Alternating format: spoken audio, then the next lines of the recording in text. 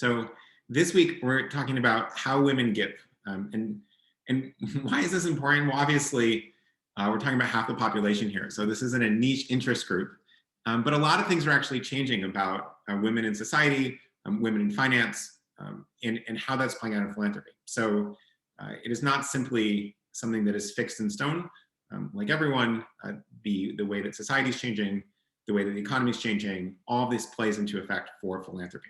And I think one of the really exciting things about the past 2 years, and particularly in this case too, is, okay, look, the world is changing, and now we just need to understand what that means for philanthropy and for our work in particular. So I'm very excited to dive in. A lot of people have done a lot of research to make this week possible. So quick note before we get started. This event is worth 1 CFRE credit. So if you know what that is, it is a professional development credit. I think you need 15 every 3 years. At the end of the session, we'll just drop a quick survey in the chat.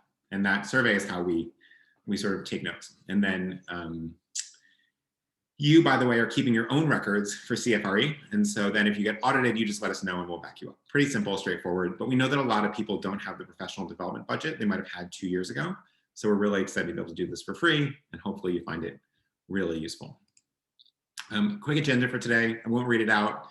Sort of similar intros, and then a whole bunch of deep research, and then understanding what it actually means going forward. All right, so my name is Patrick. I've met many of you either virtually or in person, which is delightful. And I'm really looking forward to seeing some of you in person over the next 6 months. I think just agreed to be at the CGP conference in Florida for those of you that are in gift planning and charitable gift planning, but also looking forward to just being around the country a little bit more. I'm lucky to be the co-founder alongside my wonderful, wonderful co-founder, Jenny, who we'll actually talk more about at the end of this session. And we're just delighted to be part of the FreeWill team, actually crossed 2.9 billion this morning in terms of transformational gifts unlocked for charities. So bequests, qualified charitable distributions, stock gifts, et cetera. Really just a wonderful group of people that we're excited to be with. Okay, sometimes we give out gifts. One of the thing I'm really excited about in this big session on women changing the world is we're gonna send a copy of Becoming by Michelle Obama to 20 people as a gift. So fill out the survey at the end here. Just make a note and tell us where to send it. We definitely need your address, otherwise it's not getting to you. Two fun facts about Michelle. I used to do a lot of ghostwriting for President Obama and then Vice President Joe Biden, and also at times First Lady Michelle, as well as a couple other folks. I was working at the Democratic National Committee, which is how I got started in fundraising generally. And so it was always really interesting to try to channel the voice of Michelle. And obviously had no part in playing in writing this book, just for the record. But it was always this sort of like very sort of powerful yet warm voice, which was always really interesting to try to write for. And so really enjoyed that. Second thing to know about Michelle is, I don't have the picture handy here, but she is really tall. So many of you don't know this because I'm sitting down and we're webcams, but I'm 6'4". I'm quite tall. And I have some pictures with Michelle and Barack, and she is, right here. She's in heels at the time, but she's taller than Barack in the photos. It's just a really sort of striking individual, really powerful stuff. So make a note in the survey and hope it's you in terms of getting it. All right, so we asked how your week is going, and we've done this back and forth. You can see this blue line is happiness, a little bit down from last week. It's interesting how it sort of oscillates over the last few weeks in terms of ups and downs. But you can see this sort of anxiety. Look at the yellow line. I mean, this is the most interesting here. This yellow line around anxiety that peaked, peaked around the election, peaked around early COVID, is now well under 20%. And so this sort of sense of calm that is coming up in a little bit of your introductions, and we're finally back to normal. I'm finally seeing my kids, grandkids, nephews, nieces, cousins, aunts, etc. Is really good to see. And so happiness is going up and down, but still higher than it's been for most of the past year. Anxiety is way down. And then interesting to see this bottom line green, loneliness is ticking up just a little bit. And so it's worth keeping an eye on. Now that the expectations are that you have all these social plans, what does that actually mean for people that either don't want to go be so extroverted or may not have all the plans as well? We also asked what folks are worried about this week. And you can see that hitting goals is the top contender by a lot. And things like health and safety of donors and coworkers, et cetera, is much lower. All right, so let's dive into the main topic at hand. So why are we even talking about women in fundraising? What does this mean? Why are we doing this? Certainly it's always been important, but why might it be particularly important now?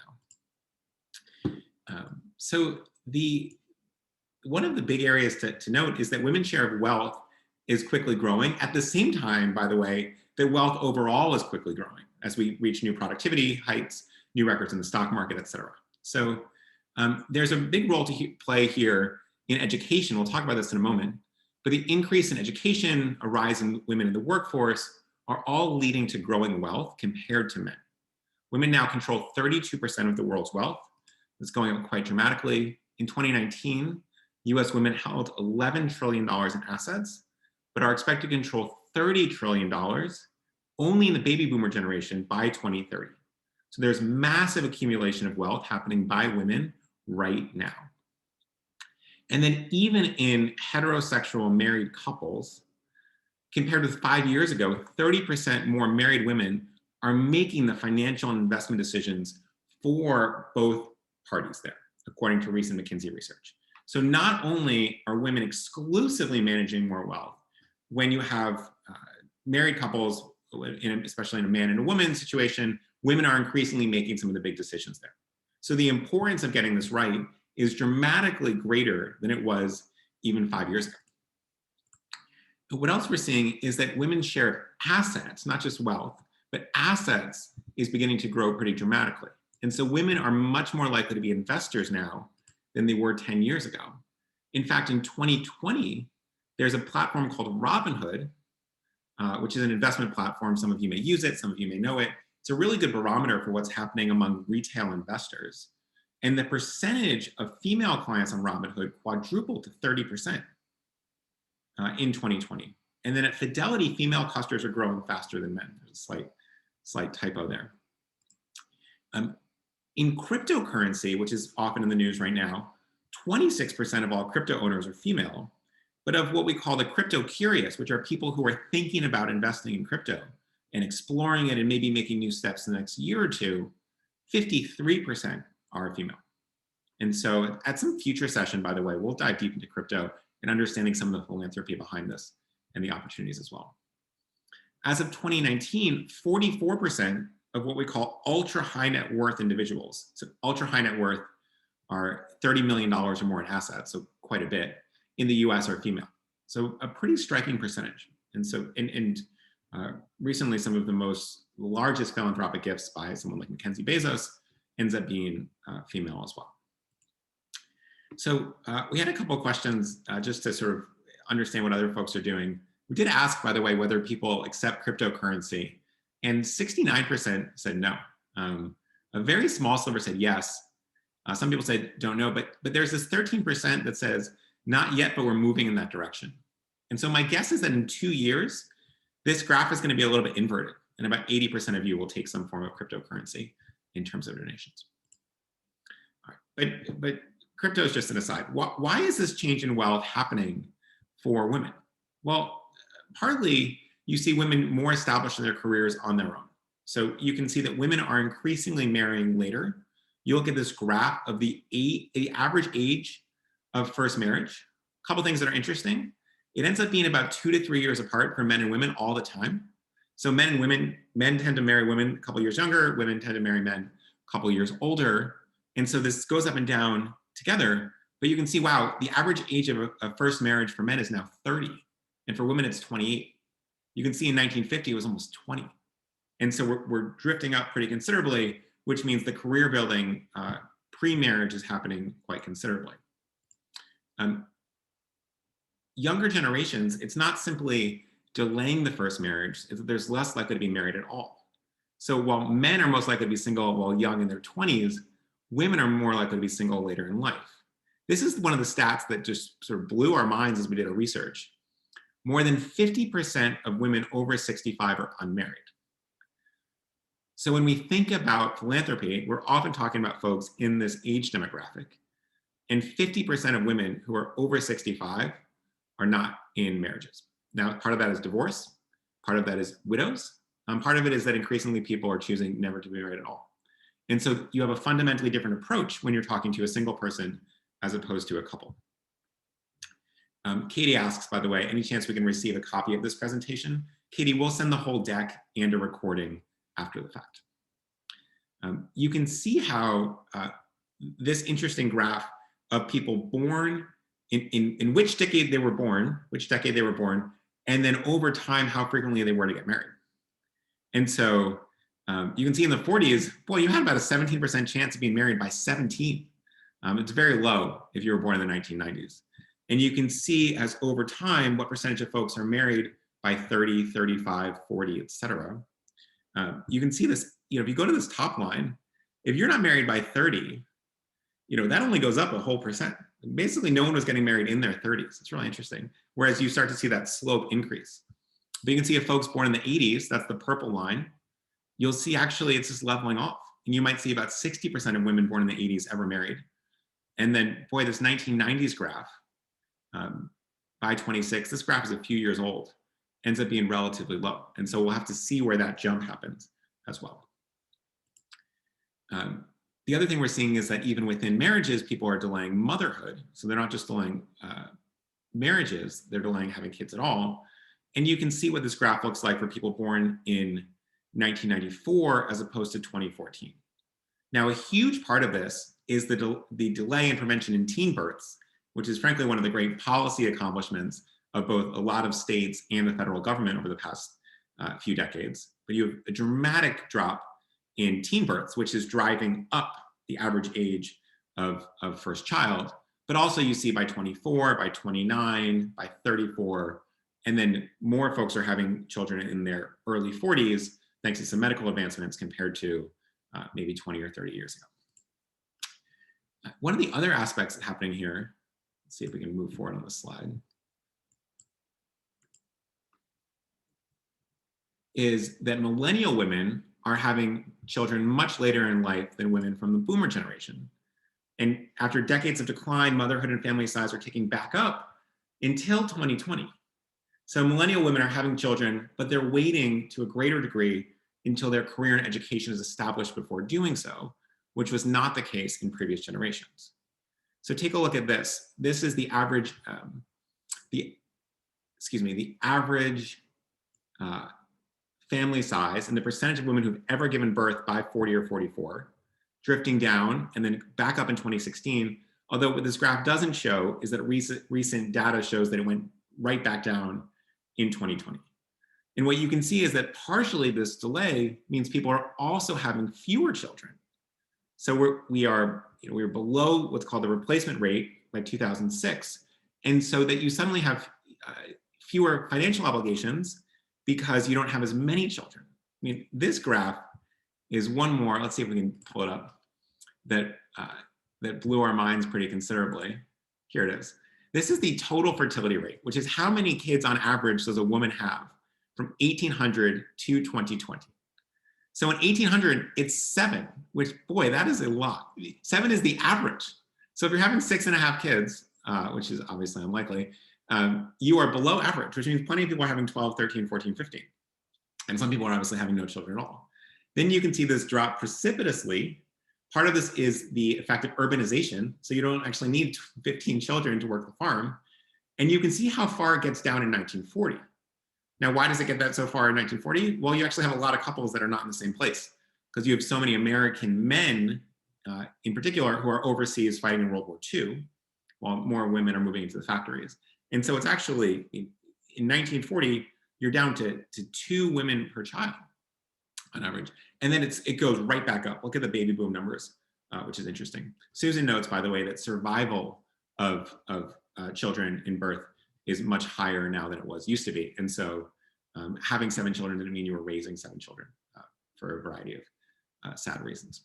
Then you can see this going down to 1980. So in 1980, at sort of the peak of the late 70s, early 80s recession, you see that the rate dropped below 2, and then it's coming back down to the lowest it's ever been in 2020. So just some interesting data there, and to see how different generations are going to be treating this differently. Now, one of the other huge factors happening here that is, probably one of the undertold stories in America is how big the education gap is becoming between women and men. So you can look at this graph, and what we're looking at is in the next few years. Now we know this because we know who's entering college, so it's not a total shot in the dark prediction. We're looking at almost 3 out of every 5. Yes, 3 out of every 5 bachelor's degrees going to women. And actually, masters and doctorates tend to be even more female. So what we may see in a few years is that 3 out of every 4 advanced degrees are going to women. Now, let's tie this back very quickly before we get into philanthropy, because it's really, really interesting, to the marriage rates. Well, one of the things that we've seen demographically is that men are more willing to marry a woman with lower educational attainment than he has, compared to women who are less likely to marry a man with lower educational attainment. Now, the problem here is that you have this sort of 3-to-2 dynamic of more women who are educated than men. And so there actually aren't enough educated men to go around in some places. And so this is actually leading to some real friction in the sort of dating and marriage market, which is having some knock-on effects overall. And so we could go on for another 2 hours about that. But part of the reason you're sort of delaying marriage and even having fewer marriages is that people aren't sort of lining up with exactly the right partner sometimes. And this actually started, by the way, in 1981. I mean, it shows itself in the workplace later, but 1981 was the first year that women outstripped men in terms of bachelor's degrees. And it was 57% in 2019. So this is going up and up, but pretty astounding. In the workforce, we're seeing similar things. So older generations continue to be a little bit male dominated because you're working off people that got degrees in the 70s. But younger women are catching up pretty quickly. In 2019, women made up half of the college-educated workforce in the US. They held 51% of management positions. This is the first time that women have outstripped men in management. And in 2020, they finally made up all of the whole workforce, including college and non-college educated. David says, I have a BA, my wife is a PhD. Hats off to both of you. These are, by the way, broad generalizations. And so it is not the case that this will always be true, but it is something that demographers track overall. And then you can see things like the rise of Fortune 500 CEOs. I mean, 2 things to note here. One, pretty considerable slope. The idea that in the year 2000, there were only 2 female CEOs of Fortune 500 is pretty shocking. Now, even though this number is going up, it's still less than 10%. And so there's a long way to go at the top of major organizations in terms of having more women CEOs. I mean, there's this abysmal stat that there are more Fortune 500 CEOs named John than there are women at the top. So a lot of work to do there. I know a lot of folks on this call are doing a lot of different work in terms of women's advancement overall. So thank you for that. All right, so that's some of the general broad macroeconomic landscape around women. Let's talk about how this plays into philanthropy. So women, bless your hearts, are more charitable than men on average. They give more gifts. They give a greater proportion of total dollars than men. A couple things that are interesting. This, by the way, is true even among rich folks. So 93% of high net worth women give to charity compared to 87% of men, and more are volunteering their time versus only 41% of men. So a pretty big shift here. This is from the Nonprofit Times. But women also tend to give to more causes and more organizations overall, so single gifts can be slightly smaller. Men end up doing more focused giving, women end up doing more widespread giving on average. Again, this is sort of broad trends that we're seeing. It may not apply to you or to any particular donor. Millennial women support even more organizations. 55% say they support a wide variety of causes versus 33% of baby boomers. Again, from the Nonprofit Times. And the motivations behind giving that are self-reported tend to be a little bit different. So women say that they're more motivated by their heart when it comes to giving versus their head. Men say their head. Now, this is all self-reported, by the way, so it may be that they're equally motivated by emotions, but men prefer to tell people that it's logical. But it's even more true among millennial women. 75% of millennial women are motivated by emotions primarily versus 62% of boomers. So you can see a little bit of this shift happening. And they're also more likely to give in the moment. So 71% versus 48%. So this sort of spur of the moment, almost reactive giving, not in a negative way, but just saying, I see something, I need to do something right now. ends up being very much the domain of millennial women in particular. And this is all from a report on fidelity. And then we asked you all, well, what percentage of your entire donor base is female? Now, in each of these, we have a few of these stats. A good percentage of people didn't know, so we'll forgive you for that. But you can see 43.6% said 50 to 75, relatively small segment said more than 3/4. And then a smaller percentage said 25 to 50%. So that you basically have a lean female demographic across the board here. When we asked people what percentage of their major donors are female, again, a big percentage didn't know, but you can see about 20% said 25 to 50%, and 23% said 50 to 75%. 16% said, by the way, 0 to 25. So there are some segments that are not necessarily securing gifts from women in large numbers when we talk about large gifts. Katie asks if we find that this percentage are different regionally. I actually don't know. It's a great question. We can dig in. When we ask people what about their stock donors, about a quarter said 0 to 25%, although most people didn't know. So there's a lot of room to grow here, and we'll see what that looks like in a second. And then we talked about planned giving donors. You can see that some of these skew a little bit more female. So you can really look at that orange number compared to that red number. 21% are a half to 3/4, whereas only 15% are a quarter to a half.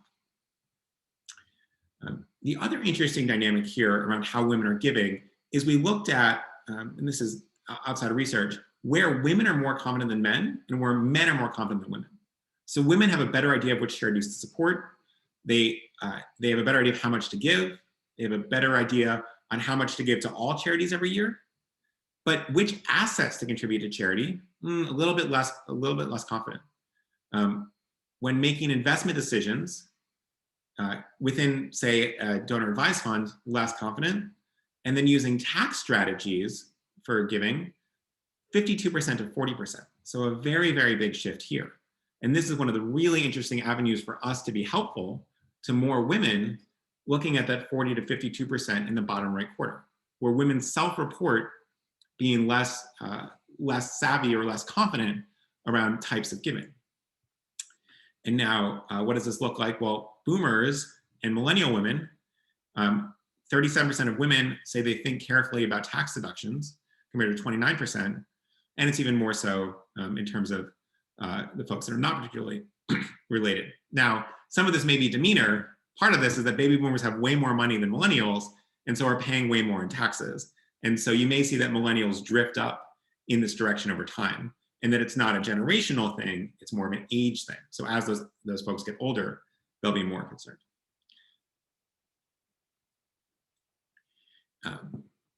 There's a couple of questions in the chat about Gen X. One of the interesting things about these studies is sometimes they totally ignore Gen X, which is not that useful. So when we get that research, we'll bring it to you as well. So why does this matter? And I'm going to pause on this slide for a second just to give you a sense to really soak it in. This is from Dr. Russell James, and he looked at 1 million tax returns over a course of 5 years to understand what the role that non-cash assets play in driving growth. So let me just give you a moment to sort of pick your column here, right? You can see across the top is annual revenue or annual fundraising, excuse me, all the way from 100K to $500,000 to 10 million plus. And then those 3 lines are only reporting cash, any non-cash gifts, nonprofit securities, to see how much it grows. So, for instance, if you're a $5 to $10 million organization, on average, organizations that are not taking non-cash gifts grew by 0% over 5 years. Organizations that took any non-cash gifts grew by 36%, and organizations that took stock, that's what we're talking about in securities, grew by 50%. And you can see this shift across the board at every level. It's really, really interesting. If you're a tiny organization, you can see the difference between growing 56% and 400%. So really, really meaningful here. All right, so what else is happening and what other differences do we see? Well, women tend to use online tools to make gifts more than men. 63% of women versus 38% of men prefer email when it comes to securing initial meetings. 23% of women versus 36% of men prefer phone calls. So you see this sort of slower buildup when people are more attuned to email. This was really interesting, and my colleague Simone dug this up.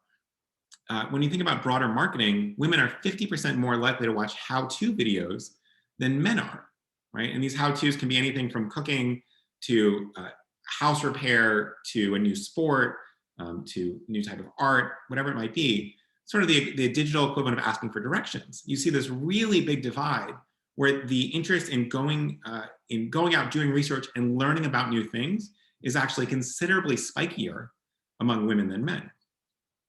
And then one of the things that I think is most interesting, and we're going to dig in here, is this idea of giving circles. So giving circles, and these are communities of folks who are giving together, have grown significantly over the last 20 years. The number of circles tripled from 2007 to 2016. We don't have exact data from 2020 or 2021. It's likely based on this that they've doubled again. So giving circles are really, really taking off. 60% of circles formed around some form of identity, around gender or race or religion or age. 70% of giving circles are majority female, and nearly 50% are exclusively so. So this is a very, very female-dominated way of giving. By 2016, so again, these numbers are pretty dramatically out of date. You might expect a doubling or a tripling here. 150,000 donors have given $1.3 billion via giving circles. Take a look at this graph. So this is how we break down women in giving circles. So all, more than half are all female, and then you have most, more than half, or half, and then basically no giving circles are less than half. Basically no giving circles are male only. There's a few that are unknown. So really, really small. Defining a given circle, by the way, this is a community of people who pool giving and then donate that directly. So rather than I give $100, you give $100, Mary gives $100, we all get together, we say, we're gonna put $100 in, and we're gonna figure out how to have more impact by giving that to the same place together. So that's what we mean by giving circles. Now, there's a really important lesson here about philanthropy and about how philanthropy has been shaped. So remember, this is really important. Let's go back, the rise of women in the workplace, the rise of women in education is not that old. In 2000, there were 2 or 3 Fortune 500 CEOs. And so much of philanthropy is based around the needs of male donors who have historically been prioritized.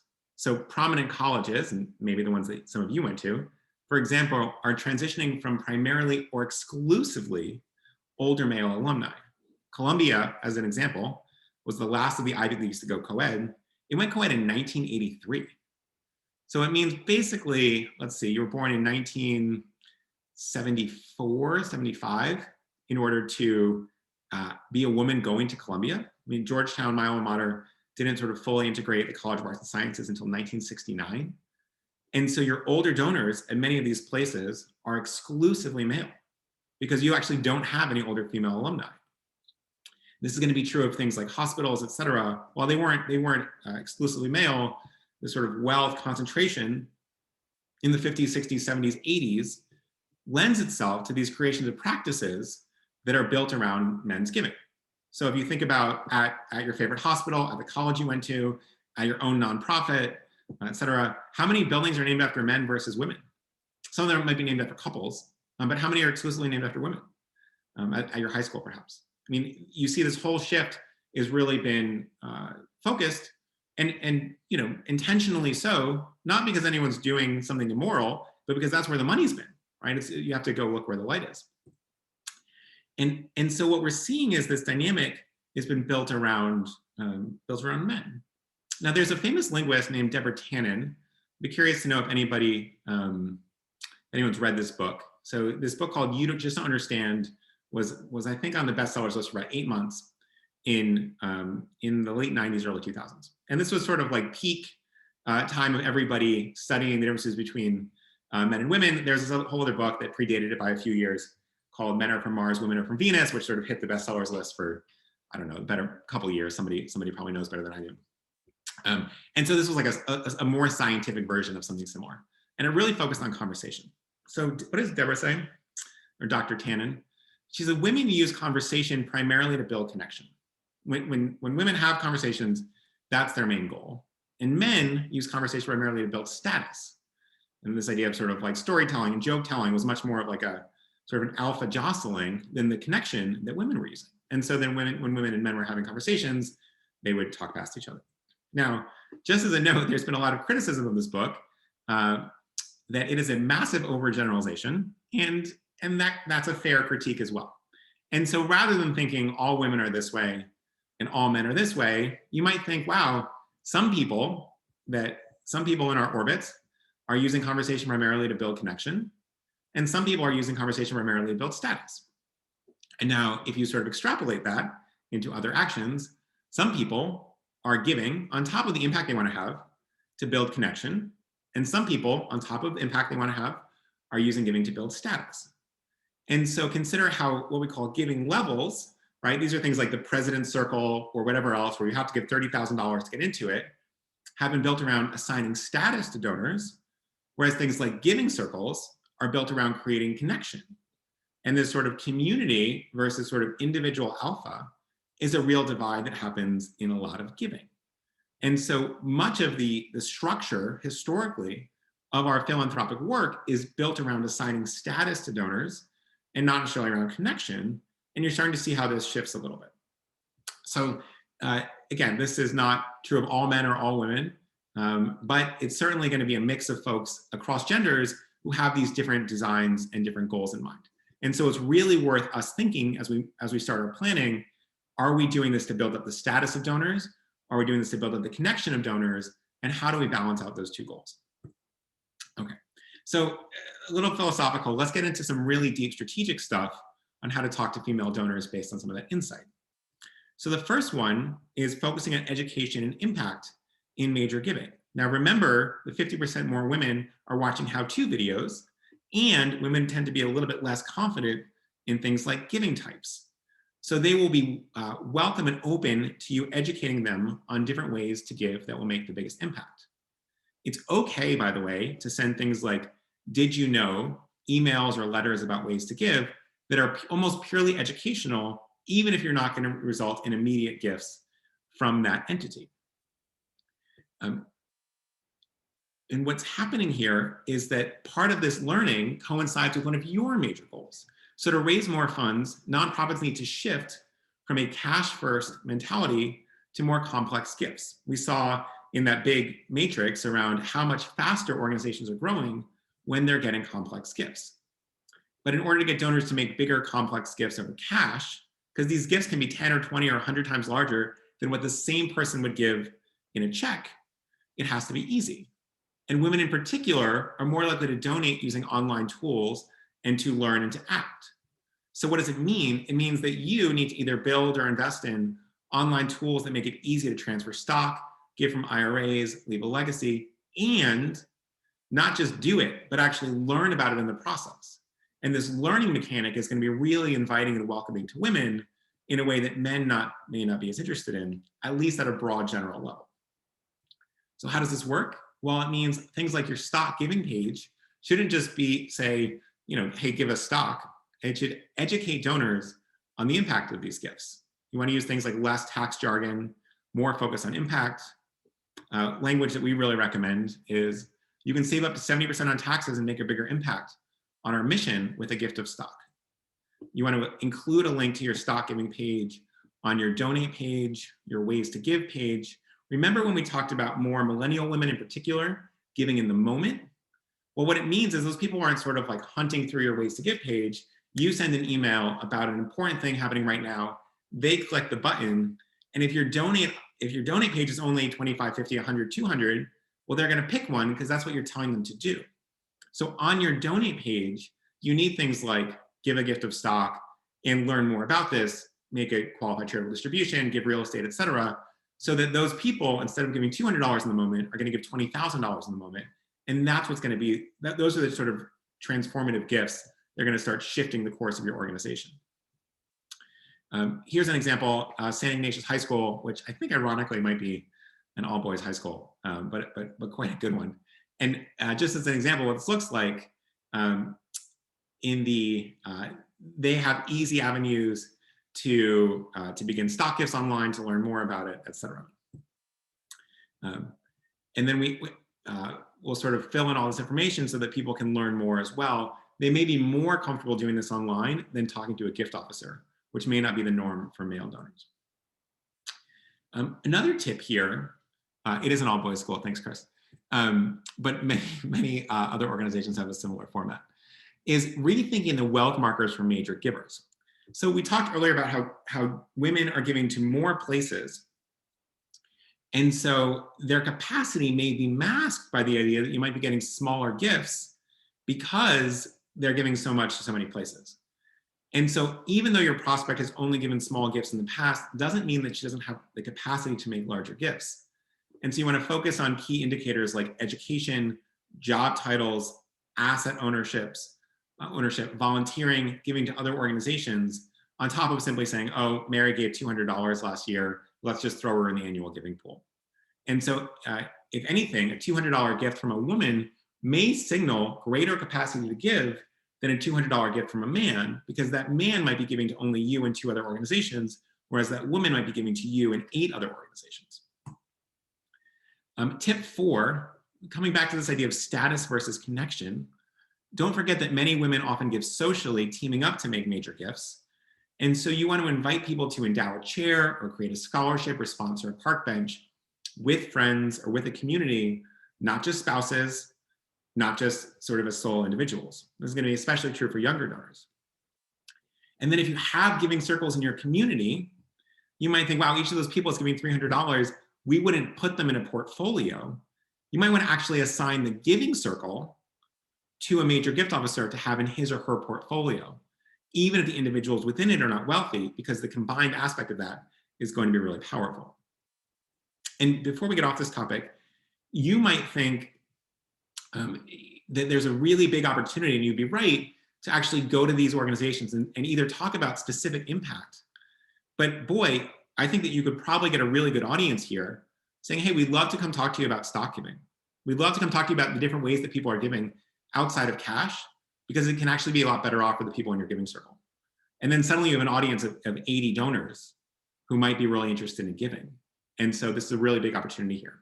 So a lot of these are, by the way, local. So if you're a local humane shelter, a local college or high school, a land trust, anything to that degree, there may be a Kansas City or a St. Louis giving circle that you want to be able to have access to.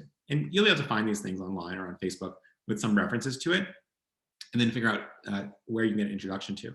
But this idea of being able to provide education to the giving circle, specifically about other ways to give without being too heavy on your organization, certainly people, once you get in the door, will then ask you about your organization as well.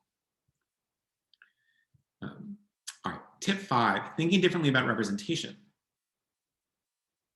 So remember that more than half of 65 plus women are unmarried. And the 65 plus crowd is where a lot of the money is. You want to look at your donor stories, your photos, and other imagery. Are they only telling the stories of couples? Think about how more frequently include examples of older single people to generate larger gifts.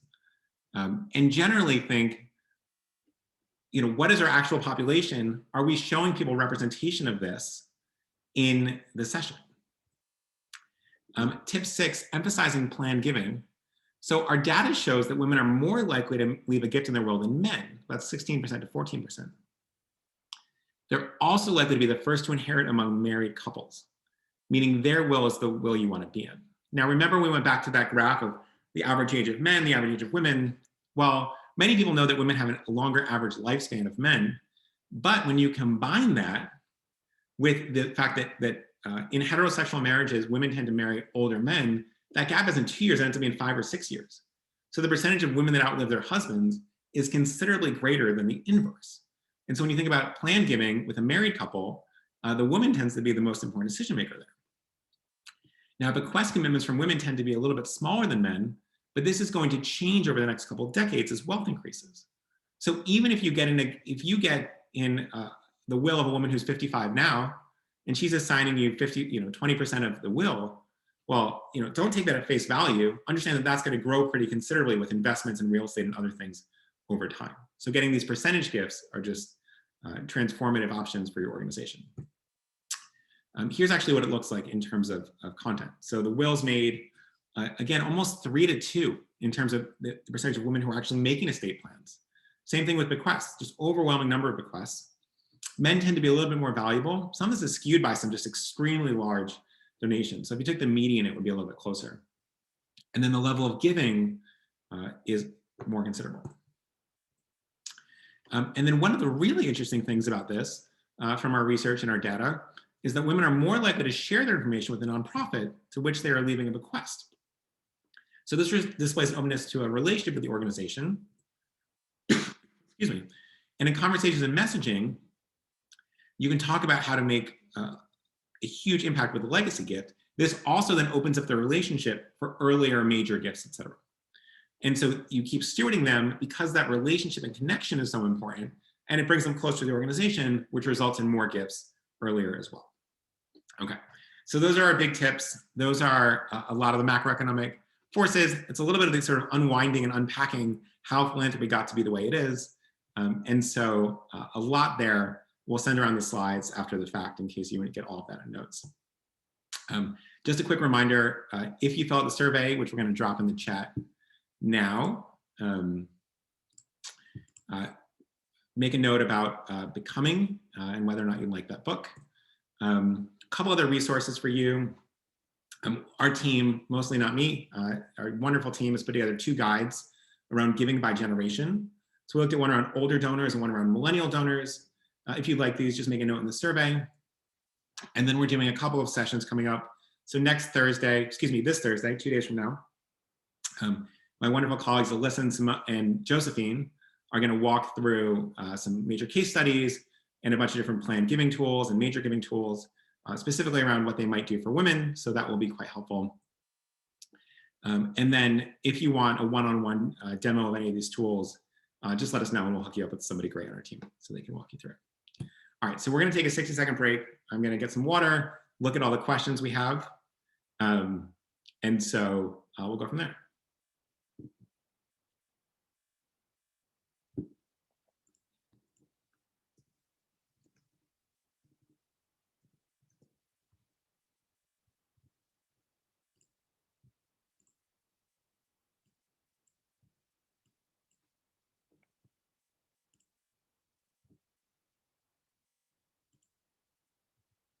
So I'm going to stop sharing and look at the Q&A. We will definitely get the slides to you after the fact. Someone corrected me to say the Mackenzie's Bezos. Correct name is Mackenzie Scott. Thank you. That is accurate. Let's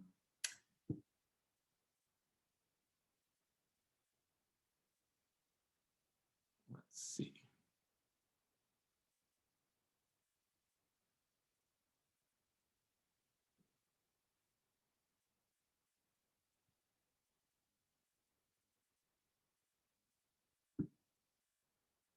Great question.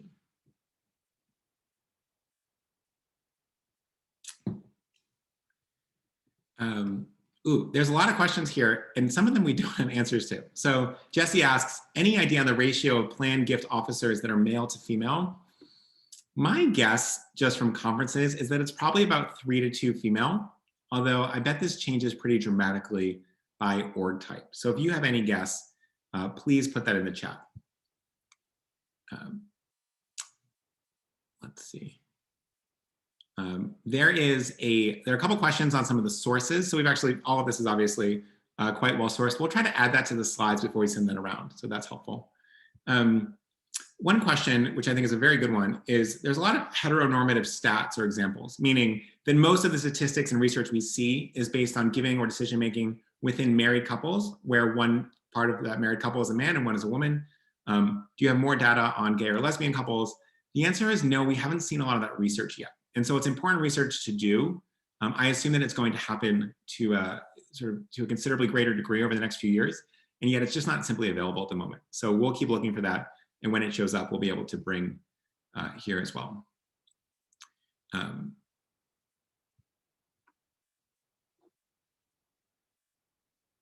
Interesting. There's a great idea here from Hillary that says naming opportunities for women should include the option to name an inspiring woman in her family as well, which is a really great point. So the idea that naming things have to be named after yourself as opposed to someone else you love or care about or just admire is a really, really good point. So if you think about the sort of status versus relational, the option for more memorial gifts or sort of honoring gifts as well might be really useful. There's some more questions around buy-ins for giving circles. So there's a wide range here. So there are some giving circles that are gonna be up to $100,000 where someone's coming in and you're pulling all that money. And so you can imagine what a 50-person, $100,000 a year giving circle can do. It's $5 million a year. Some of them are as little as $100 or $200, right? So you have some of these local community sections as well. Now, you might think, well, it's not gonna add up to that much money. Getting in the door, meeting more of those donors who are already self-identified as deeply philanthropic, even if they don't have a lot of funds, those may end up being great, especially in the community, great plan giving prospects or other giving prospects. If you imagine folks who are deeply tied to community and 60 or 70, that will also highly correlate with home ownership. And so you might have a low degree of what we call liquid assets, meaning cash or something else that can just be handed out right now, and a high degree of illiquid assets. So just as an example, let's say that you're in a Pittsburgh giving circle, and the buy-in for that giving circle is $300 a year, $500 a year. So not nothing, but pretty considerable. But you focus to such a degree on the city of Pittsburgh and the community around it that this is where your giving and your philanthropy is. Now, you're probably also doing some volunteering if that's the case.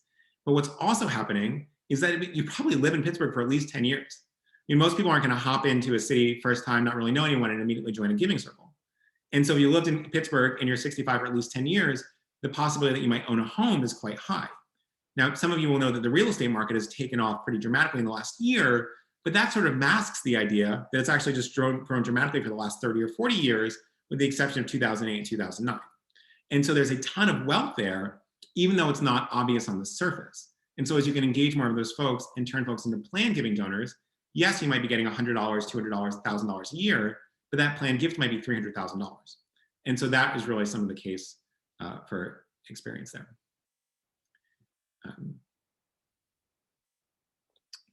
Tracy asked a great question. Hi, Tracy, by the way. Can a nonprofit set up giving circles within the organization that supports just them? So Tracy, the way I see this happening quite well is that a college or a hospital system or something else that has specific projects within it can do that.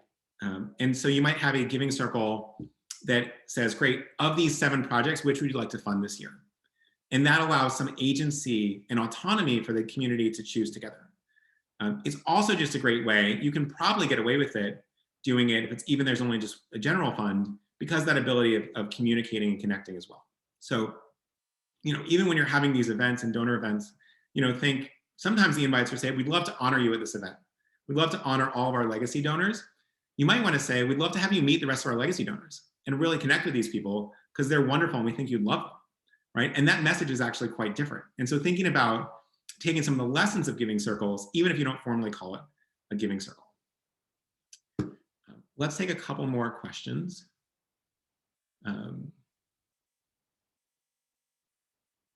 Mary, there's just a lot of great experts on the call generally. And so Mary's take is that men used to dominate the plan giving field 20 years ago, maybe 90%. Now 80% of the plan giving officers are women. That's largely true. And I think what happened is that 20 years ago, the path to being a plan giving officer was that you were an estate planning attorney for a while, and then you moved into that role. And what you're looking at is like, okay, well, who was going to law school in 1965? And then having a career in law and then moving into this. And now that path is still true. Now, obviously more women are going to law school, and so that's a big shift. But then also more major gift officers are becoming plan giving officers. And so that alternate path starts to explain some of the gender breakdown as well.